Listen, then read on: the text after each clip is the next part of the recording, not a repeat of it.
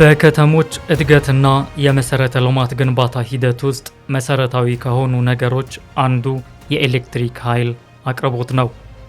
የትኛውም መሰረተ ልማት ቢስፋፋ የኤሌክትሪክ ኃይል አቅርቦት ከሌለው ውጤታማ አይሆንም። ለቴክኖሎጂ መዘመን ማሰሪያው የኤሌክትሪክ ኃይል ነው። በዚህ ረገድ ሀገራችን የበረታችባቸው ያለፉት 7 ዓመታት በዘርፉ ለመጣው ለውጥ ተጠቃሽ ነው። ለአብነት በደቡብ ሪጅን ያሉ የኃይል ማከፋፈያዎችን እንመልከት። በሐዋሳ ዙሪያ 2 ጣቢያዎች ናቸው ያሉን። ከ1660 በፊት የተገነባ ሐዋሳ ቁጥር 1 እና እንዲሁም በቅርቡ ከ10 ዓመት በፊት የተገነባ ቁጥር 2 አለን። ነባሩ 132 ነው። 2 ትራንስፎርመር ነው ያለው። አልሞስት ከ50 ሜጋዋት በላይ የሚሰጡ ትራንስፎርመሮች ናቸው ያሉት። በ15 እና በ33ቱ ካለው የመጫን ፓወሩ 50 ሜጋዋት አካባቢ ነው። አልሞስት እዚሁ አካባቢ ሐዋሳና ሐዋሳ ኤሪያ ለሚገኙ ፋብሪካዎች ነው በዋናነት የሚመግበው። ሐዋሳ ሁለቱም በዋናነት ለፋክተሪዎች የተገነባ ባለ 230 ኬቪ ሳብስቴሽን ሲሆን እሱም ካለው የኃይል ካሉ ትራንስፎርመሮች አብዛኞቹ ሎድን ናቸው። በሪጅኑ ስር 8 የኃይል ማከፋፈያ ጣቢያዎችና ወደ 17 የኃይል ማስተላለፊያ መስመሮች አሉ። የኃይል ማከፋፈያዎችን ጣቢያዎችን ስንመለከት ከዝቅተኛ ቮልቴጅ ከ132 እስከ 500 ኪሎ ቮልት ያላቸው የኃይል ማከፋፈያ ጣቢያዎች ይገኛሉ። እንዲሁም ወደ 1180 ኪሎ ሜትር የሚሸፍን የኃይል ማስተላለፊያ መስመሮችን ሪጅኑ ያስተዳድራል ማለት ነው። በእነዚህ ሪጅኖች ውስጥ የሚገኙ የኃይል ማከፋፈያዎች ሽፋናቸውና የኃይል አቅርቦት መጠናቸው ካስቆጠሩት እድሜና ተያያዥ ጉዳዮችን እንቃኛለን። ሪጅኑም ሽፋን ስናየው ከይርጋለም 2 የሚያገኘው ባለ 400 ኬቪ ትራንስፎርመሮቹ ኦልሞስት ከ90 እስከ 110% እየጫኑ ነው የሚገኙትና ሁሉንም ጣቢያዎች ማስፋፊያ የሚፈልጉ ናቸው። አፕግሬዲንግ ማሻሻያ የሚፈልጉ ናቸው። አሁን ባለው ግን ካለው ሽፋን ወደ 90% እና ከዛ በላይ አብዛኞቹ እየሰጡ ነው የሚገኙት። አሁን ላይ የኃይል አቅርቦት ችግር የለም። ነገር ግን የኃይል አቅርቦት ችግር የለም ማለት ኤሌክትሪክ ተዳርሷል ደግሞ ማለት አይደለም። የኃይል አቅም ቢኖርም ብዙ መሰራት ያለባቸው የኃይል ማስተላለፊያ መስመሮች ይኖራሉ፣ የዝቅተኛ መስመሮች እንዲሁም ደግሞ ማሻሻያ የሚፈልጉ አንዳንድ የኃይል ማከፋፈያ ጣቢያዎች ይኖራሉ። ነገር ግን አጠቃላይ ስናየው ግን የኃይል አቅርቦት አሁን ላይ እንደ ሪጅን በበቂ ሁኔታ ላይ ያለው። የኃይል ማከፋፈያዎቹ ከከተሞች እድገትና የኃይል ፍላጎት መጨመር ጋር አብሮ የሚሄድ በቂ መልስ መስጠት የሚያስችል ቁመና ሊኖራቸው ይገባል። እንደኛ ሪጅንም 3 የኃይል ማከፋፈያ ጣቢያዎች አሉ። በቀጣይም የሚያስፈልጋቸው ጥናት እየተደረጉ በኢትዮጵያ ኤሌክትሪክ ኃይል ሊሸፈኑ የሚችሉትን አሁንም በጥናት ላይ ያሉም አሉ። ተጨማሪ የሚያስፈልጋቸውም ጥናት እየተደረገ ያንን ከቨር ለማድረግ በኢትዮጵያ ኤሌክትሪክ ኃይል በኩል ከፍተኛ ዝግጁነት አለ። በማስፋፋያና አዳዲስ ጣቢያዎች ከመገንባት አኳያ በተቋም ደረጃ ጨረታ ላይ ወጥቶ በይርጋለም 2 አዲስ የ400 ትራንስፎርመር ለመትከል በዚህ በይርጋለም በሐዋሳ 2ም አዲስ ለመትከል እንዲሁም በጣም ቀድሞ ከ3 ዓመት በፊት አቅሙ የጨረሰ አንድ ትራንስፎርመር በዲላ ከተማ ያለን እሱንም አፕግሬድ ከማድረግ አኳያ በተቋም ደረጃ ግዢ ፕሮሰሶች እየተደረጉ ነው። ከጊዜ ወደ ጊዜ የኃይል ፍላጎትም እየጨመረ እና ብዙ ተቋማት ኃይል ፈላጊ አካላት ሲመጡ ለማቅረብ እንዲረዳን እኛ ባለን ነገር ኮምፐንሴት እያደረግን እየሰራን ነው። ከዩቲሊቲ ጋር በመነጋገር ምናልባት እንደ ሪጅን አሁን እየሰራ ነው። በባሌ ሮቤ ትንሽ ከፍ ያለ ችግር ነበረና እዛ አንድ ሞባይል ሳብስቴሽን በመትከል ባለ 25 ሜጋዋት ከ2 ዓመት በፊት የነበረው የሼዲንግ ፕሮግራም መቀነስ ችለናል። በሐዋሳ 2 እና በይርጋለም 2 ያለው ማስፋፊያው እንደዚሁ ከኛ ከሰንተር ቲሞች በመነጋገር እነሱን እየጠበቅን ነው ያለነው። እንደደረሰ ከተቋሙ ክፍሎች ጋር በመተባበር ሪጅኑም የሚወስደው ኃላፊነት ይኖራል። አብረን የምንሰራው ነው የሚሆነው። እንደ ሳብስቴሽን አዲስ ሳብስቴሽን ከመገንባት አኳያ ሐዋሳ ዙሪያ የሚገኙ ሻሸመኔም ጭምር ቀጣይ ማስፋፊያ የሚፈልግ ስለሆነ ሌላ ፕሮጀክት ተይዞ ጨረታ ላይ ወጥቶ እየተሰራበት እንደሆነ ነው ያለው። ሐዋሳ ብቻም አይደለም ሻሸመኔና ዙሪያው ያሉ ፋክተሪዎችም የኃይል ፍላጎት ከፍተኛ ስላለ እሱን ከማስፋፋት እኛም በመጠባበቅ ላይ ነው የምንገኘው። በእነዚህ ሪጅኖች ውስጥ ከሚገኙ የኃይል ማከፋፈያ ጣቢያዎች ውስጥ የሐዋሳ ቁጥር 1 እና ቁጥር 2 እንዲሁም የወላይታ ሶዶ ቁጥር 1 እና ቁጥር 2 የኃይል ማከፋፈያ ጣቢያዎች ይገኙበታል። እነዚህ የኃይል ማከፋፈያ ጣቢያዎች ለከተሞቹ እድገትና መስፋፋት በእጅጉ መሰረት የጣሉም ናቸው። ሐዋሳ አንድ ሰብስቴሽን ያው አንጋፋ ወይ መጀመሪያ እድሜ ጠገብ ከሰብስቴሽኖች አንዱ ነው። ያ ማለት ገቢያችን 132 ኬቪ ነው። 132 ኬቪ ሰብስቴሽን ነው የሚባለው። ለሐዋሳና አካባቢው ኤሌክትሪክ እየሰጠ ያለ ማከፋፈያ ጣቢያ ነው። ከዛ ጊዜ ወደዚህ ጀምሮ ኮንቲኒየስሊ ለአካባቢ ማህበረሰብ ሐዋሳና ሐዋሳ ዙሪያ ላሉ ከተሞች የኤሌክትሪክ አገልግሎት ለማህበረሰቡ እያቀረበ ያለ ጣቢያ ነው። የጣቢያ አቅሙ አጠቃላይ 3 ትራንስፎርመር አለ። 2 132 15 25 ኤምቪኤ ካፓሲቲ ያላቸው እያንዳንዳቸው ሁለቱ 50 ኤምቪኤ ካፓሲቲ ያላቸው፣ አንደኛው ደግሞ 3 ዋይንዲንግ ወይ 3 ዋይንዲንግ የምንለው 16 ኤምቪኤ ካፓሲቲ ያለው ትራንስፎርመር ነው። እነዚህ ሶስቱም ትራንስፎርመሮች አጠቃላይ ወደ 66 ኤምቪኤ ነው የሚይዙት ካፓሲቲው። ሐዋሳ ከተማ ሙሉ 90% ከዚህ ነው ማህበረሰቡ የሚያገኘው። ባዝባር በባዝ ካፒላር ይገናኝና ከዛ በኋላ 4 ትራንስፎርመሮች አሉ። እነዚህ የምናያቸው 2 አውቶዎችና 2 ፓወሮች አሉ። አውቶዎቹ ቀጥታ 20 ላይ ናቸው። ከ18ቱ ዲኤሌክትሪክ ላይ ናቸው። ኢንዱስትሪ ፓርክ የገቡት አሁን ለምሳሌ እንደ ቶዮ፣ እንደ ኦሪጂን፣ እንደ ጂፒ የሚባሉት አሉ። አጠቃላይ 18 ዲኤሌክትሪክ ላይ ናሉ። ከ18ቱ 10ሩ ዳታ ማይኒንግ ናቸው። 8ቱ ጂፒኤል፣ ኦሪጂን እና እነዛ ቶዮ የሚባሉት ይጠቀማሉ። 2ቱ አውቶዎቹ ከዚህ ከባዝባር ይቀበሉና ባዝባር አለ ኤርጋለም ላይ ይገባል። ከዚህ 230 ነው ኦሬዲ። እነዚህ 230 33 ናቸው። ካፓሲቲያቸው 125 ናቸው ፓወሮቹ። እነዛ ደግሞ 230 132 15 ናቸው አውቶዎቹ። 230 115ቱን አንድ ላይን 132 ወደ ሐዋሳ ዋን የሚሄድ አለ። አንድ ላይን ወደ ሻሽመኔ ላይን 2 ላይን ይወጣሉ። ከዛ ደግሞ 15ቱ አለ 37.5ቱ ቀጥታ ደብል ሆነ ወደ 70 ምናምን እዚህ ስዊች ግድ ይገባል። ከዛ ለዚህ ለደንበኞቻችን 6 ላይን አለ። የወላይታ ሶዶ ቁጥር 1 ሰብስቴሽን አመሰራረቱ ከ1983 እንደ ኢትዮጵያ አቆጣጠር ነው ወደ ሃይድሮ ፓወር የተመሰረተው። ከዛ በፊት የዲዝል ነበረ የኃይል አቅርቦቱ። ከዛ ጀምሮ እንግዲህ ምንጩ የሚመጣው ከሻሸመኔ አላባ፣ ከአላባ ወላይታ ቁጥር 1 ሰብስቴሽን ነበረ የሚመጣው ማለት ነው። የሚያገለግለው የወላይታ ዞንና በዙሪያው ያሉ ወረዳዎችን ሙሉ አቅርቦት በ15 እና በ33 ኬቪ ነበረ አቅርቦት የሚሰጠው። ወላይታ ቁጥር 2 ኃይል ማከፋፈያ ጣቢያ ባለ 400 230 132 15 ኪሎ ቮልት የቮልቴጅ ደረጃ ያለው ሲሆን ከተለያዩ ኃይል ማመንጫዎች ጋራ ቀጥታ ግንኙነት ያለው ማለትም ጊቤ 3 የሚያመነጨውን 1870 ሜጋዋት በሙሉ ወደዚህ ኃይል ማመንጫ የሚገባ ሲሆን እንዲሁም ደግሞ ከጊቤ 2 ጋር ቀጥታ እንገናኛለን። የኃይል ምንጮቻችን በአብዛኛው እነዚህ ሁለቱ ሲሆኑ አንዳንድ ጊዜ ከገና ሌዳዋ የሚመነጨውን ትርፍ ኃይል ደግሞ በይርጋለም 2 በኩል ወደዚህ ኃይል ማከፋፈያ ጣቢያ ይገባል ማለት ነው። እንደ ኃይል አስፈላጊነቱ ከጣቢያችን ወደ ተለያዩ አቅጣጫዎች የሚቀበሉ በ400 ኪሎ ቮልት ደረጃ የተለያዩ መስመሮች አሉ። ከነዚህም ውስጥ በዋናነት ወደኛ ጣቢያ ከሚገባው ላይ ኦልሞስት ወደ 60%ን ወደ አዲስ አበባ እንሰጣለን። ወደ ገላን ማከፋፈያ ጣቢያ ይሄዳል ማለት ነው። በሁለት 400 ኪሎ ቮልት መስመሮች ማለት ነው። ሌላው ወደ ኢትዮ ኬንያ እስከ ታንዛኒያ ድረስ የሚሄደው ኃይል በ400 ኪሎ ቮልት መስመሮች በ4 መስመሮች እንሰጣለን። በጣቢያዎቹ አማካኝነት ለሚኖር የኃይል አቅርቦት የኦፕሬሽን ስራው 24 ሰዓት በትጋት ይሰራል።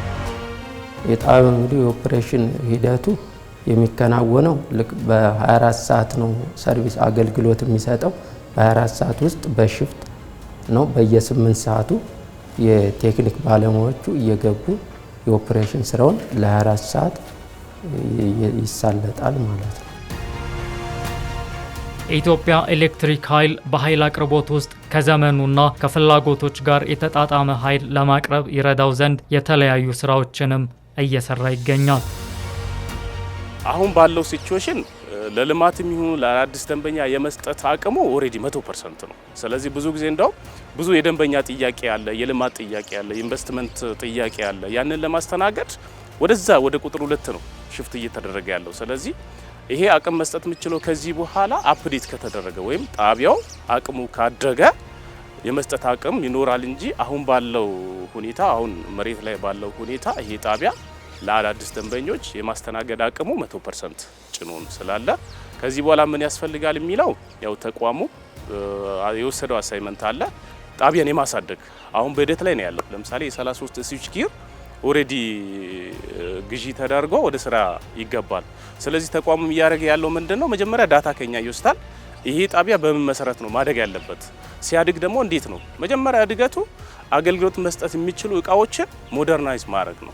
ስለዚህ ከዛ አንፃር አንዱ ምንድነው? ስዊች ጊር መቀየር፣ የነበሩትን ወደ ጂአይኤስ ወደ ዘመናዊ መቀየር፣ ሁለተኛ ደግሞ አዳዲስ ትራንስፎርመሮች የማምጣት ይህን ተቋሙ እየሄደበት ነው ያለው። ለኢንቨስትመንት ከበቂም በላይ የሆነ የፓወር አቅም ያለው ጣቢያ ነው። ወደፊት ኢንቨስትመንት እየጨመረ ሲሄድ የኃይል እጥረት እንዳይከሰት ማስፋፊያ ለመስራት በበቂ ሁኔታ ተመቻችተው ያሉበት ጣቢያ ነው። ለምሳሌ በዚህ አመት 250 ኤምቪኤ ትራንስፎርመር ይተከላል እዚህ በአንድ አመት የሚያልቅ።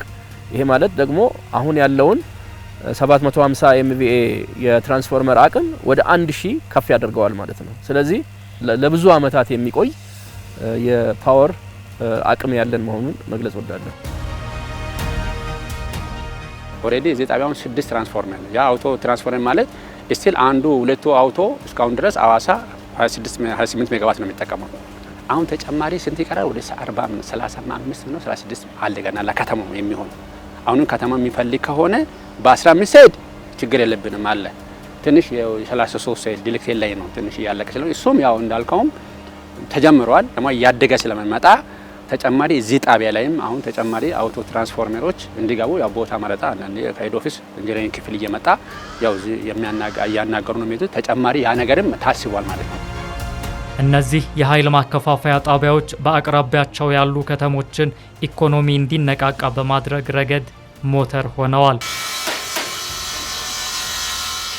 ለከተማ እድገት፣ ለኢንቨስትመንት፣ ለስራ ዕድል ፈጠራ የዕለት እንጀራ እንኳን ጉርሱን ጎርሶ ለማደር ኤሌክትሪክ ወሳኝ ነው።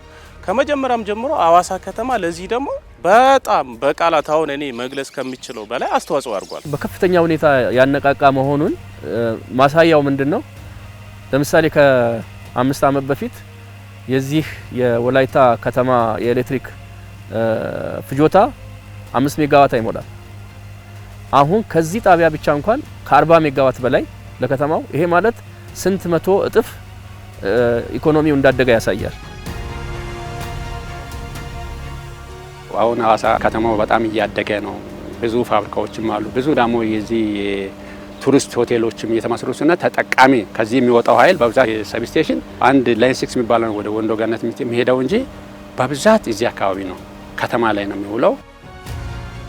በኤሌክትሪክ ኃይል አቅርቦት ስራ ውስጥ የቅንጅት ስራ ወሳኝ ነው። በተለይ በኃይል አቅርቦት ሰንሰለቱ ቀጥተኛ የኢትዮጵያ ኤሌክትሪክ ኃይል ደንበኛ ከሆነውና ባለድርሻ አካል ከሆነው የኢትዮጵያ ኤሌክትሪክ አገልግሎት ጋር በቅንጅት ይሰራል። በተናጠል ሰርተህ የምታመጣው ውጤት ያን ያህል አይደለም። አብዛኛው ስራ የሚሰራው በጋራ በትብብር ነው። የህብረተሰቡን ችግር ለመፍታት የሀገር ኢኮኖሚ ላይ ከፍተኛ ለውጥ ለማምጣት በኢነርጂ በኩል ከኢትዮጵያ ኤሌክትሪክ አገልግሎት ጋር በቅንጅት ነው እየሰራን የምንገኘው። እንዲሁም ከህብረተሰቡ ጋር በተለይ እዚህ አካባቢ ትልቅ ጣቢያ ነው ያለው። በዙሪያው የሚገኙ ቀበሌዎችም የባለቤትነት ስሜት እንዲሰማቸው በእኛ በኩል መሰራት ያለበትን ኤሌክትሪክ እንዲያገኙ የማድረግ ስራ ከኢትዮጵያ ኤሌክትሪክ አገልግሎት ጋር በመተባበር ይህን ስራዎች እየሰራን የምንገኘው። ኤሌክትሪክ ኃይል ጋር በቅርበት ነው የምንሰራው። በየጊዜው ተቀራርበን አብረን ነው የምንሰራው። የሚኖሩ ችግሮች እንኳን ሲኖሩ እነኛን ችግሮች ቀርቦ መስራት፣ ችግሮችን ቀለል አድርገን አገልግሎቱ ቶሎ እንዲሳለጥ እናደርጋለን።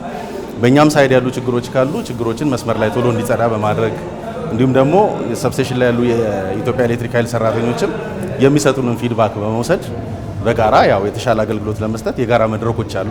እነኛ የጋራ መድረኮች ላይ አብረን ቁጭ ብለን ገምግመን በሁለታችንም ሳይድ መውሰድ ያለብንን አሳይመንቶች ወስደን ስራዎችን ቀልጣፋ እያደረግን ያለ ነው።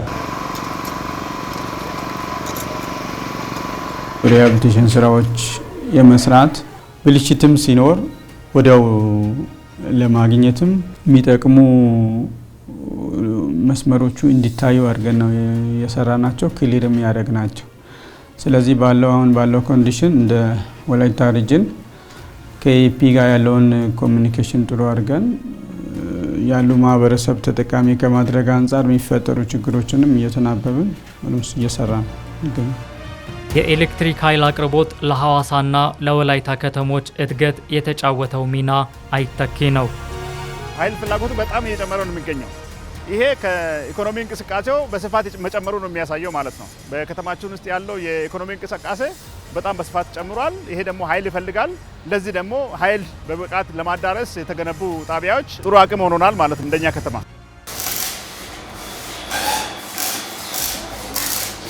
ሶዶ ከተማ የንግድና የኢንቨስትመንት ከተማ ናት። ከፍተኛ የንግድ እንቅስቃሴ የሚካሄድበት ነው። ከዚህ አንጻር በጣም መሰረታዊና ወሳኝ የሆነ ነው። ኃይል መኖር አለበት። አቅርቦቱን ደግሞ ስናይ በጣም የተሻለ ደረጃ ላይ ሆኖ ነው የምናገኘው። ይሄ ደግሞ ለኢንቨስትመንት እንዲጨምር የስበት ማዕከልም ሆኖ በርካታ ኢንቨስትመንት አማራጮችን አሁን በከተማችን ነባር ኢንቨስትመንት ላይ ያሉ አሁን ደግሞ ይሄን አገልግሎቱንና መሰረተ ልማት መኖሩን በማየት ከፍተኛ ኢንቨስተሮች ወደ ከተማችን እየመጡ ያሉበት ሁኔታ አለ። አገልግሎት ነው። ቱሪዝም ሆቴል ሊሆን ይችላል፣ መዳረሻ ቦታዎች ልማት ሊሆን ይችላል። አሁን እንኳን ይሄ ኮሪደር ከአሁን ከቀን ይልቅ ማታ ያምራል። ምንድነው የሚያሳምረው ብለህ ካልከኝ ጋርደን ላይቶቹ፣ እነዚህ ስትሬት ላይቱ፣ ሌሎችንም ነገር ስታይ በጣም ውበት የሚሰጠው ከቀን ይልቅ ማታ ላይ ነው። ሰዎችም ጊዜ አግኝተው ሊዝናኑ ሊወጡ ልጆቻቸውን ይዘው ሊዝናኑ የሚችሉት ወደ ማታ አካባቢ ነው። ስለዚህ የቱሪዝሙና ኃይል አቅርቦቱ እኔ በየትኛውም ዘርፍ ይለያያል። እዚህ ጋር መብራት ባይኖር ችግር የለውም ብዬ ምለው ቦታ የለኝም። ያለ ኃይል አቅርቦት ቱሪዝም አይታሰብም። ያለ ኃይል አቅርቦት ምርት ወይም የፋብሪካ ሌሎችም ኢንቨስትመንት አይታሰብም። በአንድ ከተማ የኢንቨስትመንት እንቅስቃሴ ውስጥ የኤሌክትሪክ ኃይል የልብ ምት ነው የሚባለው። ከዚያ ባለፈም የቱሪስት ፍሰት እንዲጨምር ሚና አለው። የኃይል አቅርቦታችን ከጊዜ ወደ ጊዜ እየጨመረ ነው። በዚህ ረገድ ደግሞ ተቋሙ በሰጠው ልዩ ትኩረት እንደ ከተማችንም የኃይል አቅርቦቱን እያሳደገ የመጣበት ሁኔታ መኖሩን ማየት እንችላለንና ይሄ ምናልባት በቀጣይም ተጠናክሮ እንደሚቀጥል ተስፋ እናደርጋለን። ስለዚህ ከጊዜ ወደ ጊዜ በኢንቨስትመንት ዘርፉ እየገቡ ያሉ ፕሮጀክቶች እየጨመሩ የመጡበት ማግባብ አለ። በዛው ልክ የኃይል ፍላጎታችንም እየጨመረ ነው ያለው፣ አቅርቦቱም እየጨመረ ነው ብሎ መግለጽ ይቻላል።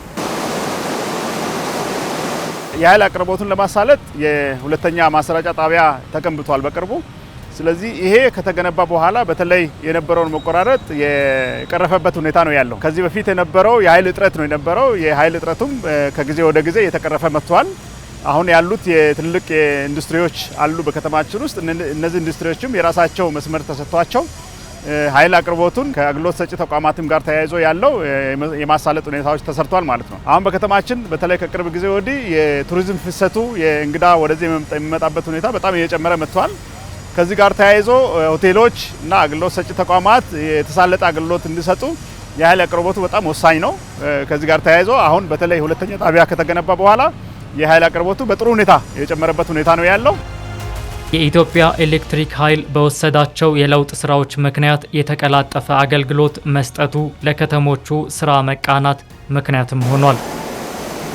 ዋናው ነገር ለኢንቨስትመንት ምቹ ሁኔታ ሊሆን የሚችለው ለከተማውን ምቹ ሁኔታ ሊሆን የሚችለው ኢንቨስትመንት መሳብ የምንችለው ሌላ አገልግሎቶችም እንዳሉ ሆኖ ግን የማብራት ኃይል ድርሻው የአንበሳውን ድርሻ ይወስዳል። ከዛ አንጻር እኛ እዚህ ከተማ ላይ በተለያዩ ዘርፎች የተሰማሩ ወደ 942 ፕሮጀክቶች ነው አሉን። ኢንዱስትሪውን ጨምሮ አገልግሎቱንም ጨምሮ ተማሪ ግብርናውንም ጨምሮ ኮንስትራክሽንም ጨምሮ ጠቅላላ ከተማ ላይ አሁን ላይ ሆነ ወይም ስራ ላይ ያሉት ወደ 942 ናቸውና እነዚህ አብዛኛዎቹ ከማብራት ኃይል ጋር የሚገናኙና የሚቆራኙ ናቸው። ስለዚህ አሁን ለምሳሌ ወደፊት ኢንቨስትመንት ለመሳብ በምናደርጋቸው ጥረቶች ላይ አንዱ ተማመነን አቅም አለን ብለን የምንተማመንባቸው ተቋማት ውስጥ አንዱ ማብራት ኃይል ነው።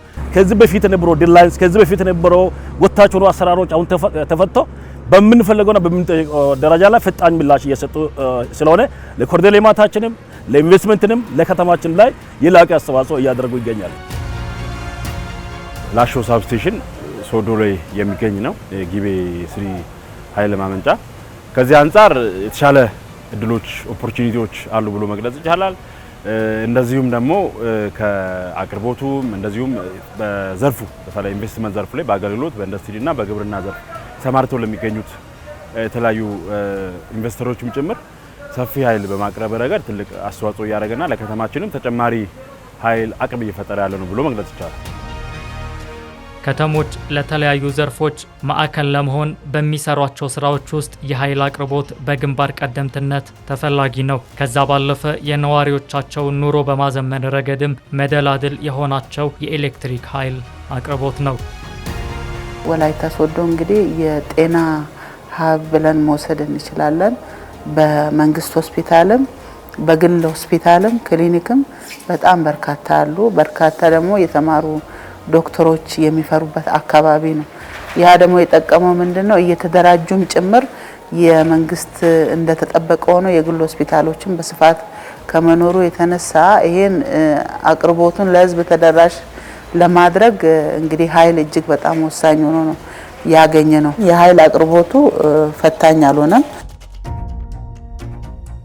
ያናውና ሁኔታ ተቀየረበት ሁኔታ ነው ያለው። ያው ከዚህ በፊት አጠቃላይ ከኤሌክትሪክ ጋር ተያይዞ ተጠቃሚ ማህበረሰብ በጣም ትንሽ ነው ያለው። ስለዚህ አሁን እየጨመረ መጥቷል። የኤሌክትሪክ ፍጆታን በዛው ልክ እየጨመረ ያለበት ሁኔታ ነው ያለው። ስለዚህ ይሄ እንግዲህ እንደ ከተማችን የኢኮኖሚ እንቅስቃሴዋን ለመጨመር የስራ እድሎችን በተለይ ኢንዱስትሪዎች ሲስፋፉ የስራ እድሎችን ለመጨመር ከፍተኛ አስተዋጽኦ ያደረገበት ሁኔታ ነው ያለው ማለት ነው። ሌላኛው በመንግስት ትኩረት ተሰጥቶት እየተሰራ ያለው የወጣቶችን የስራ አጥነት ችግር በመቅረፍ ረገድ የኃይል አቅርቦት ወሳኝ ነው። ትልቁ አገልግሎት በእንጨትና ብረታ ብረት በኮንስትራክሽን እነዚህ ሁሉ ከኤሌክትሪክ ጋር የተያዙ ስለሆኑ ከዚህ አንፃር ቀላል የማይባል ጠቀሜታ ነው የተሰጠ ያለው። ስለዚህ በአገልግሎት ዘርፍ ከጋራዥ ጀምሮ በርካታ ከኤሌክትሮኒክስ እቃዎች ጋር የተያዙ አገልግሎቶች በሙሉ ከዚህ ጋር የተያዙ ስለሆኑ ይሄ ባይሆን ኖሮ ይሄ ሁሉ ስራ አጥ ይሆን ነበር ማለት ነው።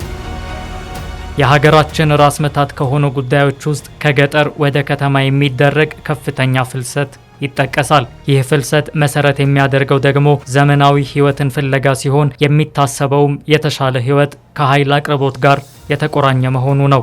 ይህን ፍልሰት በማስቀረት ረገድ ደግሞ የኤሌክትሪክ ኃይል ተደራሽነቱ መሰረት ጣይ ሆኖ እናገኘዋለን።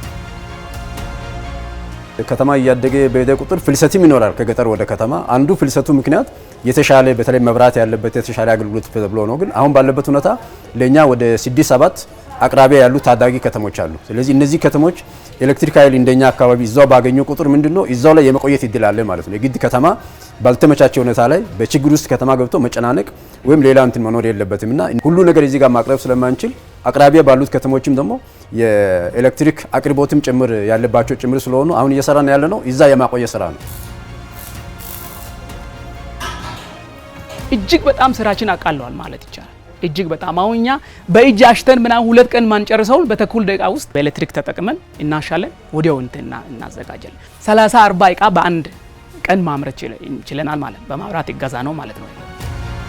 ለነዚህ ከተሞች የተሻለ ውጤታማ እንቅስቃሴ መኖር በአቅራቢያቸው ያሉ የኃይል ማከፋፈያ ጣቢያዎች ያላቸው ሚና ይጠቀሳል። ሐዋሳ ራሱ በመኖሩ ትልቅ አድቫንቴጅ ነው ለኛም ለሐዋሳ ወል ሲዳማ ብቻ ሳይሆን ለሌሎችም ክልሎችም ጭምር የሚሆን ሬጂኑ እዚህ መሆኑ ከዛ በላይ ከኛ ጋር በቅንጅት በመስራቱ አሁን እየመጣ ያለው ለውጥ ለምሳሌ ከተማ ላይ ፈጣን እድገት ላይ ናት። ኮሪደሩ በፍጥነትና በጥራት እየሰራ ነው አለው። ከኮሪደር ያልደረሱባቸው ኤሪያዎች ጭምር የኛ ራሳችን ፕሮጀክቶች አሉ። እዚህ ብቻ አይደለም። ለምሳሌ እዛ አካባቢ የነበሩ ተበዘኛው የአገልግሎት ዘርፍ ናቸው። ኢንዱስትሪ ዞን ላይ ያሉ ሌላ አካባቢዎች ያሉና እነዚህ ኤሪያዎች ላይ በመኖሩና በአቅራቢያው በመገኘቱ ችግሮቻችን በቀላሉ ኮሙኒኬት አድርገን ከነሱ ጋር ተግባቦት ፈጥረን ብዙ አስተዋጽኦ አድርጎናል። ለዚህም ደግሞ እንደ ዘርፍም ውጤታማ ሆነናል።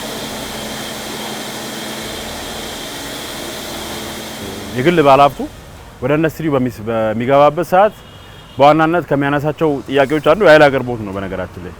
ስለዚህ እኛ ጋር ደግሞ 2 ሳብስቴሽን መኖሩ ኢንዱስትሪው ዘርፍ ላይ ለሚሰማሩ ባለሀብቶች የተሻለ ኦፖርቹኒቲ በመፍጠር በቀላሉ ዘርፉ ላይ በመግባት ፕሮጀክታቸውን ተግባራዊ ለማድረግና ለበርካታ ወጣቶች የስራ እድልም ጭምር ለመፍጠር እድል የሚፈጥር ነው ብሎ መግለጽ ይቻላል። በወላይታ ሶዶና ሐዋሳ ከተሞች መዋዕለ ንዋያቸውን አፍሰው ስራ ላይ የተሰማሩ ባለሀብቶች የኃይል አቅርቦቱ መኖር እንዳገዛቸው ይናገራሉ። 350 ኬቪ በላይ ትራንስፎርመር እዚህ ግቢ ውስጥ ይሄን የመሰለ ማብራት አብርቶ ይገኛል። እዚህ ቦታ ላይ የመብራት መቆራረጥን እዚህ ግቢ ውስጥ ያየንበት ሁኔታዎች የሉም። በጣም ሰፊ ነው። ወደ 30 ሺህ ካሬ ሜትር አካባቢ ነው ያለው ይሄ ቦታ። ከዛ በላይ ባካፕ ይዘን ነው እየተጠቀምን የምንገኘው ማለት ነው። ከኃይል አቅርቦት አንጻር በቂ ኃይል አቅርቦት ከሶዶ እናገኛለን። የኃይሉ በቂ መቅረቡ ደግሞ ለሆቴላችን ትልቅ አስተዋጽኦ አለው። ምክንያቱም በርካታ ስራዎች የምንሰራው በኃይል ስለሆነ ኮንፈረንስ ሆል ሊሆን ይችላል፣ የምግብ መጠጥ ሩሞች፣ እንግዶች በርካታ ጊዜያቶች እንዲቆዩ የሚያደርገው ኃይል ነው። ኃይል ከሌለ እንግዳ የሚፈልገውን ነገር ማግኘት አይችልም። ስለዚህ የኃይል አቅርቦቱ አሁን ባለው ደረጃ የተሻለ ነው ብለን መውሰድ ይቻላል። እነዚህ ኢንቨስትመንቶች የስራ ዕድልን በመፍጠር የዜጎችን ተጠቃሚነት ከማሳደግ ባለፈ የመንግስትን ጫናም የሚያቃልሉ ናቸው። ከ200 ያላነሰ ሰራተኛ እዚህ ግቢ ውስጥ አለ። ስለዚህ በሁለት ሽፍት የሚሰሩት በዚህ ልክ ነው። ከዛም በላይ ደግሞ ይሄ 200 አካባቢ ያሉ ሰራተኞች ብቻም ሳይሆኑ ከነሱ ጋር ደግሞ ልጅ ይኖራል፣ ባል ይኖራል፣ ባል ከሰራ ሚስት ይኖራል። ይሄን ሁሉ ተያይዘ እንትን ስታደርግ ወደ ስንት እንደሚሆን ያው እንግዲህ ማስላት አቅትምና ጥሩ አይነት ተሞክሮዎች አሉ። ሁላችንም እንግዲህ እንደዚህ አይነት መሰለች ነገሮች ላይ መስራት አለብን ብዬ አስባለሁ። በቀላሉ የኤሌክትሪክ ኃይል ሳይንስ ምርቶቻችንን አምርተን ለከስተመር እንድናቀርብ ጥቅም አድርጎናል። እንደገና የኤሌክትሪክ ኃይሉ ማደጉ ታሳቢ በማድረግ የማስፋፊያ ስራዎችንም እንድንሰራ እድል ፈጥሮልናል ብለን እናምናለን። አቅም ማነስ ስለሌለ አዲሽናል ማሽኖች እንድናመጣ እና ማሽኖቹንም ለመትከል ዝግጅቱ ላይ ነንና ጥሩ የሆነ የፓወር አቅም አለው ብለን ነው የምናስበው። ይህ የከተሞች የልብ ትርታ የሆነ መሰረተ ልማት ትውልድ ተሻጋሪ ይሆን ዘንድና የታለመውን ዓላማ ያሳካ ዘንድ ጥበቃም ይፈልጋል። እንደ ከተማ የህዝብ አደረጃጀቶች አሉ። የተለያዩ አጀንዳዎችን ወስዶ የሚሰሩ አንደኛው ከህዝብ አደረጃጀት የምንሰራቸው ስራዎች የመሰረተ ልማት ጥበቃ አንዱ ነው። ስለዚህ በዚህ ረገድ ህዝባችን በየደረጃው ያሉ በመንደር በብሎክ አደራጅተን የመሰረተ ልማቶች እንዲጠበቁ የምናደርጋቸው ስራዎች በስፋት የተጠናከሩ ናቸው ያሉት። ህብረተሰቡ ባለቤት ሆኖ ሊጠብቅ እንደሚገባ የትንንሽ ስርቆት፣ የሽቦ የመሳሰሉ ነገሮችን ከዚህ ቀደም የነበረው ችግር አሁን ሙሉ በሙሉ በሚያስችል ደረጃ እንዲቀረፍ አድርገናል። የጸጥታ አካላት ደንቦች ከህዝቡ ጋር ሆኖ ባለቤት ሆኖ ምክንያቱም ህዝቡ ማይጠብቅ ከሆነ መንግስት የትኛውንም ልማት ቢያሟላ ባለቤት የሚሆን ለኔ ነው ለልጆቼ ነው የሚል አካል ያስፈልጋል። ኃይል ማለት የሀገር ሀብት ነው። ሀገር ሀብትን ደግሞ በጋራ መጠበቅ ትልቁ ኃላፊነት። ለዚህ ደግሞ ሌዊ የራሱን አስተዋጽኦ ያደርጋል። ኃይሎችም ሆነ የተዘረጉ መስመሮቹን አጠቃላይ ለኛ ለኃይል የተዘረጉ መስመሮቹን ጋኖቹን ከኃይል ጋር ተያይዞ ያሉ በአጠቃላይ ነገሮችን የመጠበቅ ኃላፊነት አለብን። እየጠበቅንም ነው።